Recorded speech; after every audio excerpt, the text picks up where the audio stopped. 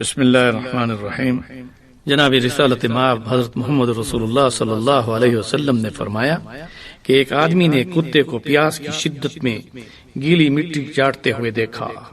اس نے اپنا جوتا موزہ پانی میں ڈال کر اس موزے میں پانی کا چلو بھر کر کتے کو پلایا، جس سے کتے نے پیاس کو بجھا کر پانی پی لیا۔ اس کام کو اللہ رب العزت نے پسند فرما کر اس شخص کو جنت کا مستحق قرار دے کر جنت میں داخل کر دیا۔ حضرت صلی اللہ علیہ وسلم نے ارشاد فرمایا، ہر جاندار جگر رکھنے والے سے اچھا سلوک کرنے میں ثواب ہے۔ اللہ کی رحمت بندوں کو بخشنے کا بہانہ ڈھونڈتی ہے۔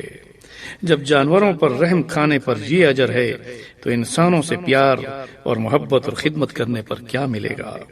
اس کیفیت و کیمیت کو علام الغیوب اللہ وحدہ لا شریک کے سوا کون جان سکتا ہے؟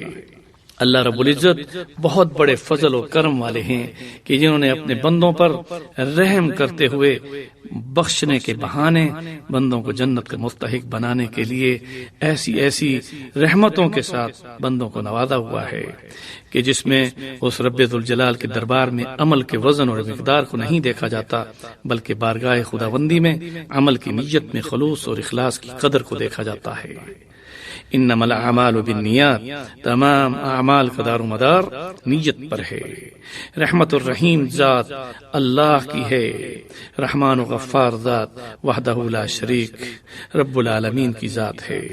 وہ چاہتا ہے کہ بندے بھی ایک دوسرے پر رحم کھائیں۔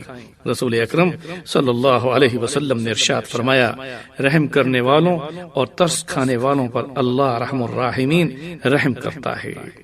وہ ارحم الراحمین زمین پر بسنے والی جو مخلوق ہے وہ یہ چاہتا ہے کہ ایک دوسرے سے پیار کریں۔ زمین پر بسنے والی اللہ کی مخلوق پر تم رحم کرو تو آسمان والا ارحم الراحمین تم پر رحم اور رحمت فرمائے گا۔ اللہ کی رحمت کے مستحق بس وہی نیک دل بندے ہوتے ہیں جن کے دلوں میں اللہ کی دوسری مخلوق کے لیے رحم ہو۔ رحم سب کا حق ہے۔ اگر ایک پیاسے کتے کو پانی پلانے پر مغفرت کر دی جاتی ہے تو ایک انسان پر رحم کھانے اور اس کی مدد کرنے پر کتنا بڑا اجر ہوگا۔ پس انسان ایک دوسرے کے ساتھ رحم اور حسن اخلاق سے پیش آئے، اس سے اللہ رب العزت اس دنیا میں بھی ستاری فرماتے ہیں اور آخرت میں غفاری کے ساتھ مغفرت فرماتے ہیں۔ وما علینا الا البلاغ۔